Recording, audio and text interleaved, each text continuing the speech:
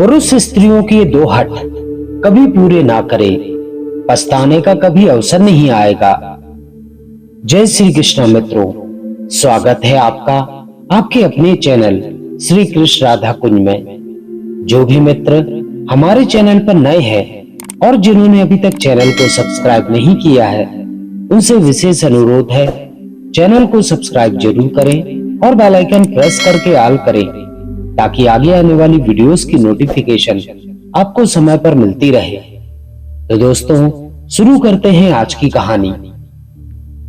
मित्रों, मैं आज आपके लिए प्रिय मित्रों, आज मैं आपके सामने स्त्री हट की एक ऐसी कहानी लेकर आया हूं जो आपको बहुत कुछ सिखाकर जाएगी।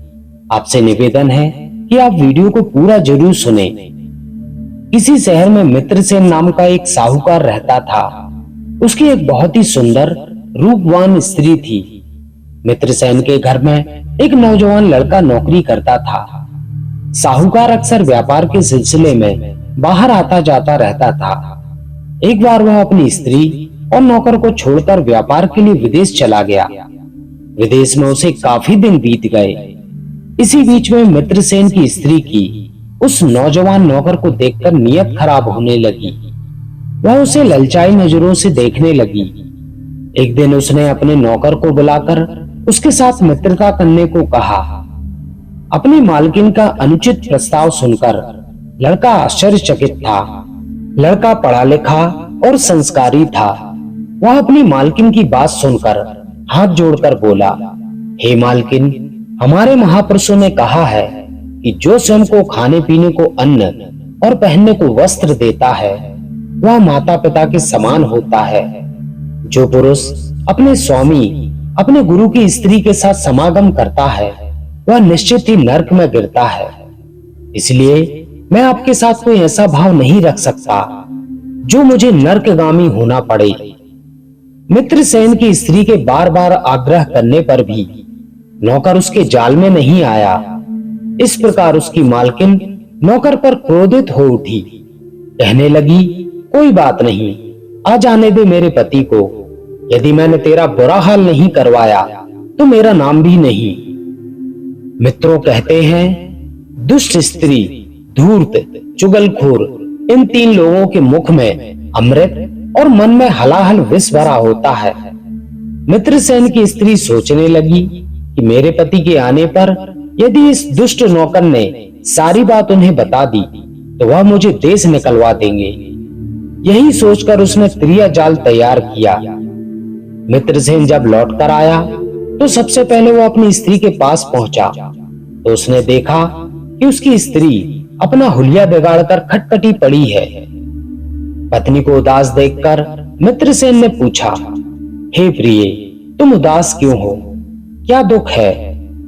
उल्टा कहने लगी, हे प्रियतम, अपने घर में जो नौकर है उसने आपके जाने के बाद मेरे साथ जुल्म किया है। या तो आप उसे मरवा दीजिए, नहीं तो मैं आत्महत्या कर लूंगी। उसने मेरे साथ जबरदस्ती की है। जैसे तैसे मैं अपने धर्म को बचाया। मैं उस दुष्ट का मुंह नहीं देखना चाहती। प्रिय मित्रों, पत्नी की बात सुनकर साहूकार आग बबूला हो गया। कहने लगा, हे प्राण प्रिय, तुम चिंता ना करो। आज रात तुम्हारी आंखों के सामने मैं उसे उसकी करनी का दंड दूंगा। इतना कहकर वह अपने काम पर चला गया। रात होने पर मित्रसेन और उसकी स्त्री ने नौकर को मारकर अपने ही आंगन में गड़ा दिया। मरने के बाद वही नौकर एक सर्प के रूप में उत्पन्न हुआ और साहूकार और उसकी स्त्री अगले जन्म में एक राजा और रानी के रूप में उत्पन्न हुए। वह स्त्री इस जन्म में भी दुष्ट और उल्टा थी।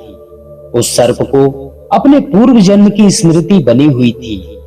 वह राजा को अपने पूर्व जन्म का शत्रु मानकर उससे बदला लेना चाहता था। एक दिन उस सर्प ने राजा को डसने का विचार बनाया। सर्प ने सोचा कि मैं रात्रि में जाकर सोते समय राजा को डस लूंगा और उससे अपना बदला ले लूंगा। परंतु संयोग से उसी दिन राजा के दरबार में एक साधु आए और एक कागज पर दो बातें लिखकर दे गए और कहा, राजन, यह दोनों बातें तुम्हारे बहुत काम आएंगी। समय आने पर इनका प्रयोग अवश्य करना। इतना कहकर वह पर्चा राजा ने अपनी जेब में संभाल कर रख लिया। साधु महात्मा चले गए। उस पर्चे में पहली बात तो यह थी कि राजा दूसरों की भलाई के लिए यदि रात में जागता रहे तो उसे उत्तम फल की प्राप्ति होती है, और दूसरी बात यह थी कि शत्रु को ताकत से न जीत सको तो उसका सत्कार करके जीता जा सकता है। मित्रों, राजा ने साधु की पहली बात की परीक्षा के लिए उस रात जागने का निश्चय किया। राजा ने सामान्य मनुष्य की तरह अपना भेष बनाया और नगर में घूमने के लिए चल दिया। घूमते घूमते उसने देखा कि आधी रात के बाद एक घर में एक बुढ़िया अपने घर में चक्की पीसती जाती है और जोर जोर से रोती जाती है। राजा ने बुढ़िया के रोने का कारण पूछा कि वह इतनी रात गए क्यों रो रही है, ऐसा क्या दुख है। बूढ़ी माँ बोली, ऐ मुसाफिर, तुझे मेरे रोने से भला क्या मतलब? मेरे दुख को तो ब्रह्मा भी दूर नहीं कर सकता। तू जा अपना रास्ता देख।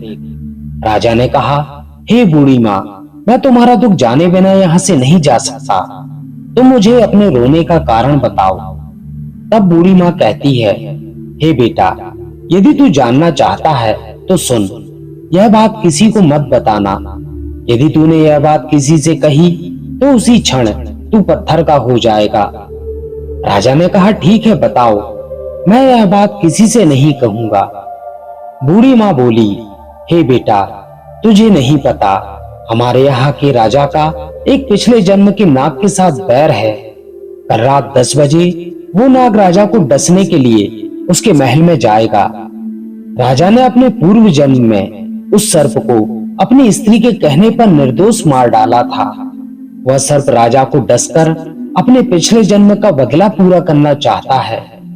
सर्प के काटने से राजा की मृत्यु हो जाएगी, इसलिए मैं रो रही हूँ। ये ऐसा धर्मात्मा राजा फिर कहाँ हमको मिलेगा। बुढ़िया की बात सुनकर राजा चुपचाप अपने महल को लौट आए और चिंता में उन्हें सारी रात नींद नहीं आई। इतने में राजा का हाथ उसकी जेब पर पहुंचा तो उसके हाथ में साधु का वही पर्चा आ गया। साधु की दूसरी बात, जिसमें लिखा था कि शत्रु से लड़कर न जीत सको तो उसका सत्कार करना चाहिए। राजा सोचने लगा कि साधु की बात का मैंने पालन किया तो मुझे मेरी मृत्यु के बारे में पता चल गया। दूसरी बात को सिद्ध करने के लिए मैं अपने शत्रु सर्प से लड़कर नहीं जीत सकता, क्यों ना उसका सत्कार करना चाहिए। इस समय सर्प ही मेरा सबसे बड़ा शत्रु है। मित्रों, अब तो सवेरा होते ही राजा ने अपने प्रिय मंत्री, दीवान और नौकरों को बुलाकर कहा कि देखो, आज रात मुझे एक सर्प काटने आएगा, इसलिए तुम लोग मेरे पलंग से लेकर सर्प की बामी तक सुगंधित फूलों का बिछौना बिछा दो। जगह जगह सुगंधित इत्र का छिड़काव कर दो और थोड़ी थोड़ी दूर पर कटोरा में मीठा दूध भरवा कर रख दो। मित्रों, राजा के आदेश के अनुसार नौकर चाकर ने वैसा ही किया जैसा राजा ने बताया था, मगर वे सब इस बात को सोचकर बड़े हैरान थे कि सर्प यदि उन्हें काटने आएगा तो उसे मारने के बजाय राजा उसकी खातिरदारी का इंतजाम करवा रहे हैं। ऐसा मनुष्य पहली बार देखा जो अपने शत्रु को स्वयं की हानि के लिए उसे भव्य स्वागत के साथ अपने महल में बुला रहा है। खैर छोड़ो, हमें क्या पड़ी है। जैसा राजा साहब ने कहा है, हमें तो वैसा करने से मतलब है। प्रिय मित्रों, राजा के पलंग से लेकर सर्प की बामी तक फूलों का बिछौना डाल दिया गया। जगह जगह दूध के कटोरे रख दिए। रात्रि में जब सर्प के आने का समय हुआ तो वह बड़े क्रोध के साथ अपने बिल से निकला। राजा को डसने के लिए चल दिया। सोचने लगा, आज मैं अपने वैरी को जीवित नहीं छोड़ूंगा।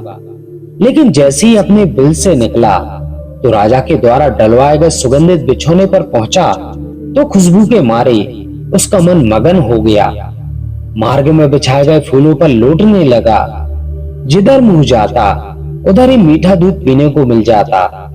अब तो वह मार्ग में ही इतना सुख पाकर बड़ा आनंदित हो रहा था। सोचने लगा, उसके अंदर जो रोष था, जो गुस्सा था, वह सब खत्म हो चुका। सोचने लगा, जो राजा अपने बैरी का भी इतना स्वागत करे वह जरूर धर्मात्मा है। और उसे काटना उचित नहीं है। इतना कहकर सर्प राजा के पलंग के पास पहुंचा। सर्प को मारने के लिए राजा के सेनापति ने अपनी तलवार निकाली, लेकिन राजा ने उसे रोक दिया। सर्प को देखकर राजा ने अपना हाथ नीचे लटका दिया और बोला, हे नागराज, तुम मुझे काटकर अपना बदला पूरा कर लो। तब सर्प कहता है कि हे राजन, मैं तुम्हारे साहस और धर्म को देखकर बहुत प्रसन्न हूँ। तुमने आज अपने बैरी का सत्कार करके उसे जीत लिया है। अब मैं तुम्हें नहीं डसूंगा। इतना कहकर सर्प लौट गया। सर्प को वापस जाता देख राजा के सभी सेवकगण अचंभित रह गए। इधर राजा की रानी ने राजा से पूछा कि महाराज, मुझे यह बताओ, तुम्हें यह कैसे पता चला कि आज रात तुम्हें सर्प डसने आएगा, और उस सर्प से तुम्हारे पिछले जन्म की कौन सी शत्रुता थी? राजा बोला, प्रिय, यह बात बताने वाली नहीं है। यह सुनकर रानी और भी अधिक जिद करने लगी। कहने लगी, या तो मुझे बता दो, वरना मैं अन्य जल ग्रहण नहीं करूंगी। तब राजा कहता है कि रानी, तुम इस बात की हट ना करो, मैं वचनबद्ध हूं। यदि मैं इस बात का रहस्य बताया तो मेरा शरीर पत्थर का हो जाएगा। रानी बोली, महाराज, आप चाहे पत्थर के हो या ना हो, पर मैं इस बात को पूछ कर ही रहूंगी।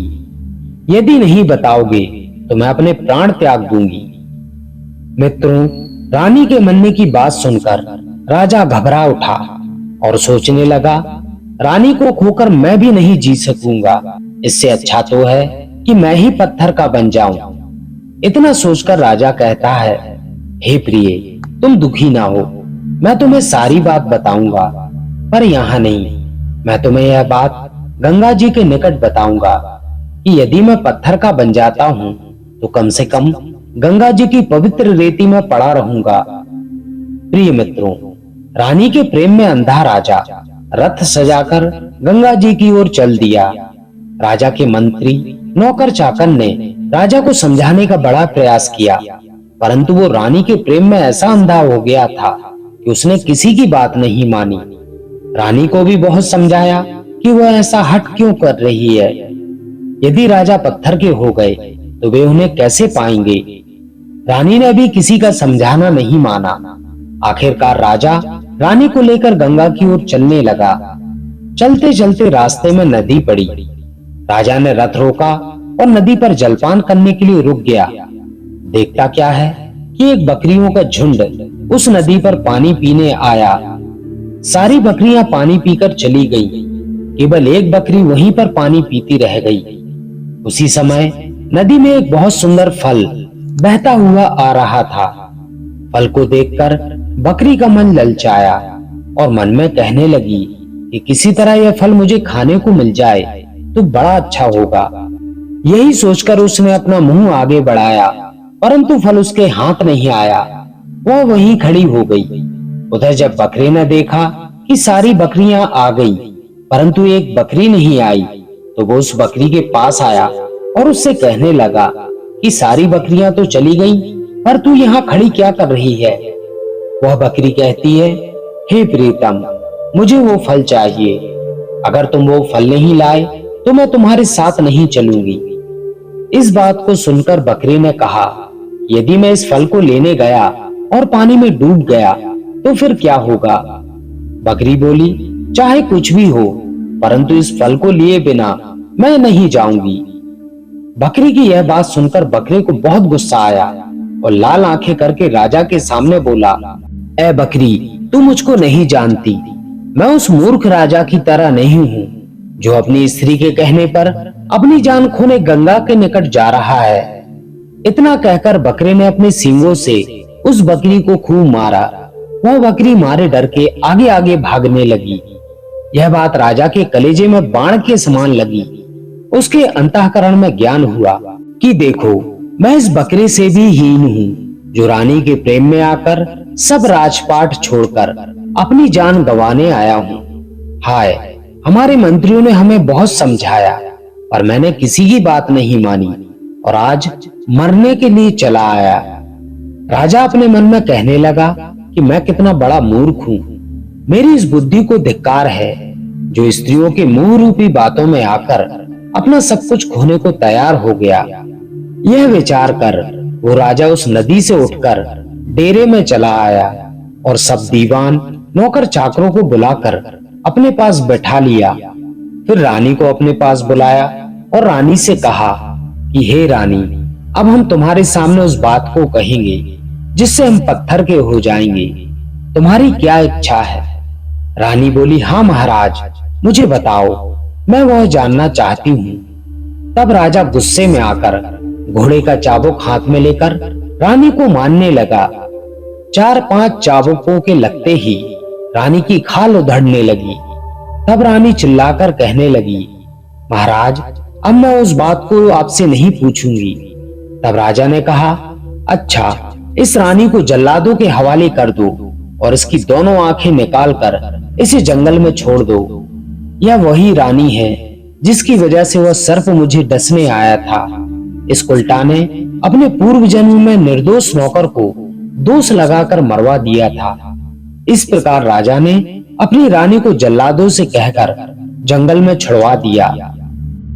तो मित्रों, राजा की तरह हमें भी स्त्रियों के ये 2 हट कभी भी पूरे नहीं करने चाहिए। पहला हट, जिस हट की वजह से पुरुष के प्राण जाने का भय हो या पति की या परिवार की मान प्रतिष्ठा भंग होती हो। दूसरा हट, जिस हट की वजह से परिवार को बड़ी आर्थिक हानि हो या पुरुष किसी ऋण के बोझ में दब जाए। जीवन में कर्जा मनुष्य के ऊपर शत्रु का काम करता है। जिस हट की वजह से स्त्री व्यभिचार के मार्ग पर जाती हो, ऐसे हट पुरुष कभी भी पूरे ना करे, चाहे वो अपनी स्त्री से कितना ही प्रेम करते हो। मित्रों, यदि ये 2 बातें आपने जीवन भर याद रखी तो आपको पछताने का कभी अवसर नहीं आएगा। तो मित्रों, आपको हमारा आज का वीडियो कैसा लगा? अपने कमेंट के माध्यम से हमें जरूर बताएं। और जो भी मित्र हमारे चैनल पर नए हैं और जिन्होंने अभी तक चैनल को सब्सक्राइब नहीं किया है, उनसे विशेष अनुरोध है, चैनल को सब्सक्राइब जरूर करें और बेल आइकन प्रेस करके ऑल करें, ताकि आगे आने वाली वीडियोस की नोटिफिकेशन आपको समय पर मिलती रहे। तो दोस्तों, इस वीडियो में बस इतना ही। मिलते हैं ऐसे ही किसी अन्य ज्ञानवर्धक वीडियो में। तब तक अपना ख्याल रखें और यहाँ तक बने रहने के लिए आप सभी का बहुत बहुत धन्यवाद। जय श्री कृष्णा।